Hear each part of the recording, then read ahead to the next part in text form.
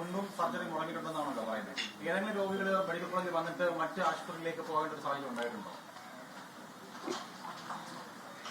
ഇത് നമുക്കറിയാലോ, നിങ്ങളൊക്കെ ഇവിടെ തന്നെ മീഡിയയിലുള്ള ആൾക്കാർ തന്നെ എൻ്റെ പേഷ്യൻസായിട്ട് വരുന്നുണ്ട്. അവർക്ക് തന്നെ കാര്യങ്ങൾ അറിയാം. മാതൃഭൂമിയുടെ ഒരാൾ വന്ന് ഓപ്പറേഷനൊക്കെ ചെയ്തു പോയതാണ്. മാതൃഭൂമിയുടെ, ഏഷ്യാനെറ്റിന്റെ ഒക്കെ ആൾക്കാർ എനിക്ക് നിങ്ങളുടെ ഈ ഇതിൽ ഗ്രൂപ്പിൽ കാണില്ല, പക്ഷേ ഇതിനകത്തൊക്കെ വർക്ക് ചെയ്യുന്ന സ്റ്റാഫുകളും ഒക്കെ വരാറുണ്ട്. അപ്പോൾ അവർക്കറിയാം അവിടെയുള്ള പ്രശ്നങ്ങൾ. ഇതൊരു ഇവിടുത്തെ സെന്റർ ഓഫ് എക്സലൻസ് എന്നാണ് നമ്മൾ പറയുന്നത് മെഡിക്കൽ കോളേജിൽ. പക്ഷേ മെഡിക്കൽ കോളേജിൽ നമ്മളിപ്പോൾ ചെയ്യുമ്പോൾ പല ഓപ്പറേഷൻ നമുക്ക് ചെയ്യാൻ പറ്റുന്നില്ല. ലാപ്രോസ്കോപ്പി ചെയ്യാൻ പറ്റുന്നില്ല. ലാപ്രോസ്കോപ്പി ചെയ്യുന്നതിന് പകരം നമ്മളിപ്പോൾ തുറന്നാണ് ഓപ്പറേഷൻ ചെയ്യുന്നത്. അപ്പോൾ ലാപ്രോസ്കോപ്പി ചെയ്യണമെങ്കിൽ എന്തൊക്കെ ഉപകരണങ്ങൾ വേണം? അതിൽ പലതും ഇല്ല. അപ്പോൾ നമ്മൾ അതൊരു ലാപ്രോസ്കോപ്പി നിർത്തിവെച്ചിരിക്കുകയാണ്. അപ്പോൾ ലാപ്രോസ്കോപ്പിക്ക് പകരം നമ്മൾ ഓപ്പൺ ചെയ്താണ് ചെയ്തത്. അപ്പോൾ രോഗികൾ പലരും വന്ന് ചോദിക്കും ലാപ്രോസ്കോപ്പി ചെയ്യുന്നുണ്ടോ എന്ന് പറയുമ്പോൾ നമ്മൾ പറയും ഇല്ല. അപ്പോൾ അവരെന്ത് ചെയ്യും? അവർ പുറത്തുള്ള ആശുപത്രിയിലേക്ക് പോയി ചെയ്യും. ഇപ്പോൾ റോബോട്ടിക്സ് ഉണ്ടോ എന്ന് ചോദിക്കും. റോബോട്ടിക്സ് ഇല്ല, അതുകൊണ്ട് റോബോട്ടിക്സിന് അവർ പുറത്ത് പോയി ചെയ്യും. ഇപ്പോൾ റോബോട്ടിക്സ് ഒന്നും വേണമെന്ന് നമ്മൾ പറയുന്നില്ല. പക്ഷേ മിതമായിട്ടുള്ള, ഏറ്റവും ശരാശരിയായിട്ടുള്ള ഈ സ്റ്റോൺ പേഷ്യൻ്റായിട്ട് വരുന്ന, വളരെ പെയിനായിട്ട് വരുന്നവർക്ക് ഇമ്മീഡിയറ്റ് ആയിട്ട് നമുക്ക് അതൊരു പരിഹാരം ഉണ്ടാക്കി കൊടുത്തേ പറ്റുള്ളൂ. മറ്റ് ശസ്ത്രക്രിയകളൊക്കെ പൊക്കോട്ടെ, അവർ വലിയ ആശുപത്രികളിൽ പോയി ചെയ്തോട്ടെ.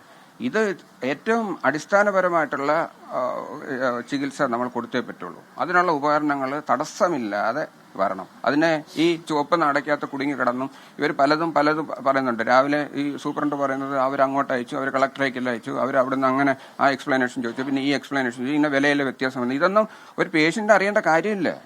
നമ്മളൊരു ഹെഡ് ഓഫ് ഡിപ്പാർട്ട്മെന്റ് എന്നുള്ള നിലയ്ക്ക് അടിയന്തരമായിട്ട് വാങ്ങിക്കേണ്ട സാധനങ്ങൾ, അടുത്ത 1 മാസത്തിനകത്ത് വാങ്ങേണ്ട സാധനങ്ങൾ, അടുത്ത 3 മാസത്തിനകത്ത് വാങ്ങേണ്ട സാധനങ്ങൾ, 1 വർഷത്തിനകത്ത്, ഇങ്ങനെ അടിയന്തരം അങ്ങനത്തെ കാറ്റഗറി അനുസരിച്ചാണ് ഞാൻ റിക്വസ്റ്റുകൾ കൊടുക്കുന്നത്. ഇതിലൊന്നിനും ഈ പറഞ്ഞതുപോലെ എഴച്ചിലാണ്. അതിൽ അടിയന്തര സ്വഭാവമുള്ള സാധനങ്ങൾ അടിയന്തര സ്വഭാവത്തോടുകൂടി തന്നെ വാങ്ങിച്ചു തരണം.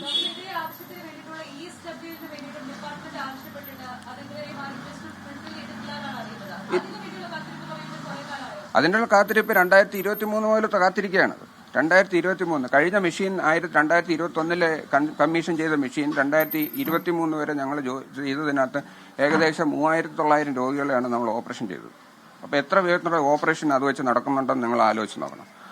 അപ്പോൾ അത് 2023 മുതൽ ഈ വർഷം വരെ അത് മുടങ്ങിയിരിക്കുമ്പം എത്ര പേർക്കാണ് അത് ചെയ്യാൻ പറ്റാതിരുന്നതെന്ന് നിങ്ങൾ ആലോചിച്ച് നോക്കുക.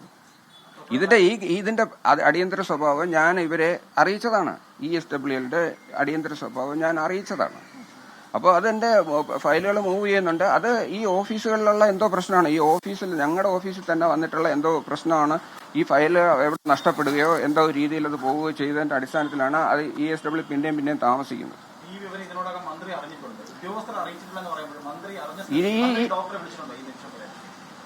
ഞാൻ ഇന്നലെ മുതൽ ഫോൺ ഓഫ് ചെയ്ത് വെച്ചിരിക്കുകയായിരുന്നു. അതറിയില്ല. ഈ കാര്യം ഞാൻ അവിടുത്തെ കൗൺസിലറാണ്, മെഡിക്കൽ കോളേജ് കൗൺസിലർ അനിൽ സാറാണ് ഇതിന്റെ ESWയിൽ വാങ്ങിത്തരാം എന്നൊക്കെ പറഞ്ഞ് സാറ് എനിക്കൊരു പ്രോത്സാഹനം തന്നത്. അപ്പോൾ സാറിനെ കഴിഞ്ഞ മാസവും കഴിഞ്ഞ എല്ലാ മാസങ്ങളിലും ഞാൻ സാറിനെ വിളിക്കുന്നുണ്ട്, സാർ എന്നെ വിളിക്കുന്നുണ്ട്. സാർ OPയിൽ വരുമ്പോഴും ഞാൻ ഇതിനെപ്പറ്റി ഡിസ്കസ് ചെയ്യുന്നുണ്ട്. അപ്പോൾ സാറ് സെക്രട്ടേറിയറ്റിലും കളക്ടറേറ്റിലൊക്കെ സാറ് പോയി സാറിന്റെ ഇൻഫ്ലുവൻസിൽ കുറേയൊക്കെ ഫയൽ മൂവ് ചെയ്തു എന്നാണ് കേൾക്കുന്നത്. പക്ഷേ അതിൽ എന്തൊക്കെയോ ഈ ചികിത്സാ സ്വഭാവമായിട്ടുള്ള മെഷീനുകൾക്ക് എന്താണ് ഇത്ര താമസം വരുന്നതെന്ന് എനിക്ക് മനസ്സിലാകുന്നില്ല. ഒന്നുമില്ല.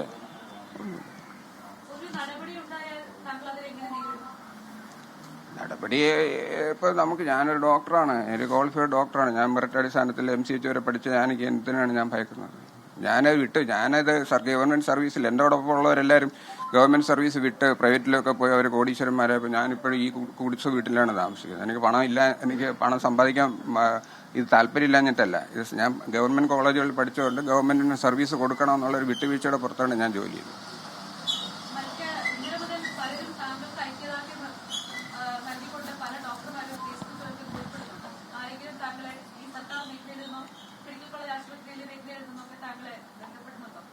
ഒരുപാട് പേര് ബന്ധപ്പെടുന്നുണ്ട്. പക്ഷെ ഞാൻ ഇന്നുപോലെ ഫോൺ നോക്കുന്നില്ല അതിനെപ്പറ്റി. ഫോൺ ഓഫ് ചെയ്തിട്ട് തുടർച്ചയായിട്ട് കോളുകളും തുടർച്ചയായിട്ട് ഇതുപോലെ മെസ്സേജുകളും വരുന്നുണ്ട്. അത് ഇല്ല, ഒന്നുമില്ല, സമ്മർദ്ദങ്ങളൊന്നുമല്ല. ഇങ്ങനെ വിളിച്ചുകൊണ്ടേ ഇരിക്കുന്നു. അപ്പൊ ഇവിടെ വീട്ടിൽ പണി നടക്കുന്നു. ഞാൻ കൂടുതൽ സമയം അതിൻ്റെ അകത്ത് ശ്രദ്ധിച്ചിരിക്കുകയായിരിക്കും. അതുകൊണ്ട് നമുക്കങ്ങനെ കൂടുതൽ ഫോൺ എടുക്കാനോ അതിനെക്കുറിച്ച് സംസാരിക്കാനോ ഒരേ കാര്യം തന്നെ സംസാരിക്കണം. അതുകൊണ്ട് ഞാൻ ഫോൺ ഓഫ് ചെയ്തു. കൃത്യമായിട്ട് എന്ത് വിശദീകരണം ചോദിച്ചാലും അതിന് കൃത്യമായിട്ടുള്ള മറുപടി കിട്ടിയിട്ടുണ്ട്. എല്ലാം രേഖകളുടെ എല്ലാ അന്വേഷണത്തോടും സഹകരിക്കും.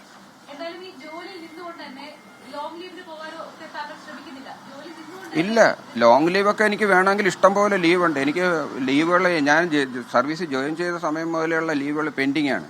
ഓരോ വർഷവും ക്യാഷ് ലീവ് തന്നെ ഈ കഴിഞ്ഞ വർഷം ഞാൻ 365 ദിവസം 360 ദിവസം ഹോസ്പിറ്റലിൽ പോയതാണ്, ഞായറാഴ്ച ഉൾപ്പെടെ. എനിക്ക് ക്യാഷ് ലീവ് തന്നെ ഇഷ്ടം പോലുണ്ട്. ബാക്കി ലീവുകളെല്ലാം ഇഷ്ടം പോലുണ്ട്. ലീവ് എടുക്കണമെങ്കിൽ എനിക്ക് എപ്പോൾ വേണമെങ്കിലും ലീവ്, എത്ര നാൾ വേണമെങ്കിലും ലീവ് എടുക്കാം. അത് ചെയ്യാത്തത് പറഞ്ഞാൽ ഒരു മേലധികാരി എന്നുള്ള നിലയ്ക്ക് എന്റെ പ്രസൻസ് ഡിപ്പാർട്ട്മെന്റിൽ എപ്പോഴും ആവശ്യമാണ്. അതുകൊണ്ട് തന്നെയാണ് പോകുന്നത്. ഇന്ന് ഞായറാഴ്ച എനിക്ക് അവധിയാണ്, എനിക്ക് വേണമെങ്കിൽ പോകാതിരിക്കാം. പക്ഷെ ഇന്ന് പോയി എനിക്ക് കാണണം. വെള്ളിയാഴ്ച ചെയ്ത ഓപ്പറേഷനുകൾക്കുള്ള പേഷ്യന്റിനെ ഇന്ന് ഞാൻ പോയി കാണും.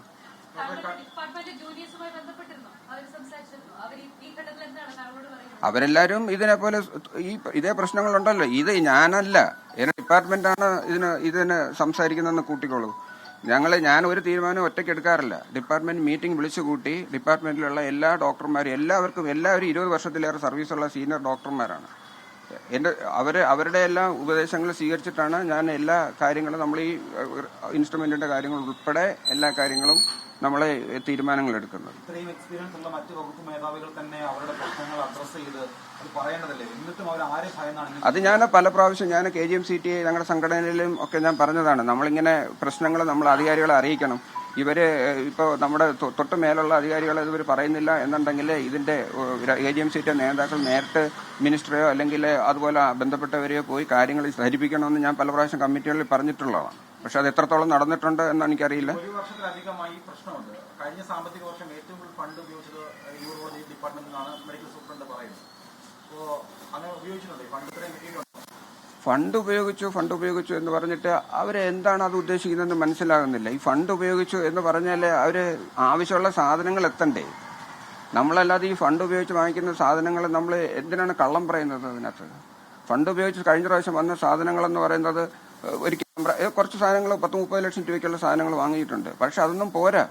ഒരു 10,000-2,000 ഓപ്പറേഷൻ ചെയ്യണം, അല്ലെങ്കിൽ ദിവസം 200 പേഷ്യന്റ് വെച്ച് ഏതാണ്ട് 58,000 പേഷ്യൻസ് ആണ് ഒരു വർഷം നമ്മുടെ കഴിഞ്ഞ വർഷത്തെ സ്റ്റാറ്റിസ്റ്റിക്സ്. അതിലൊന്നും ഈ എമൗണ്ടിലൊന്നും ഒന്നും വരില്ല. നമുക്ക് ഓരോ തരത്തിലുള്ള ഒരുപാട് തരത്തിലുള്ള പലതരം അസുഖങ്ങൾക്ക് പലതരം ട്രീറ്റ്മെന്റ് ആണ് വേണ്ടത്. അതിനെല്ലാം ഉള്ള ഉപകരണങ്ങളാണ്, അതിന്റെ ആക്സസറീസും നമുക്ക് റെഗുലറായിട്ട് സപ്ലൈ വേണം. അപ്പൊ ഇവരെയൊക്കെ എപ്പോഴും നമ്മളൊരു പോയിന്റ് പറയുമ്പോൾ നിങ്ങൾക്ക് ഇത്ര രൂപ വാങ്ങിച്ചു തന്നിട്ടില്ലേ, ഇത്ര ലക്ഷം രൂപയ്ക്കുള്ള സാധനം വാങ്ങിച്ചു തന്നിട്ടില്ലേ എന്നാണ് അവർ കൗണ്ടർ ചെയ്തുകൊണ്ടിരിക്കുന്നത്. അതിലെന്താണ് പ്രായോഗിക ബുദ്ധി?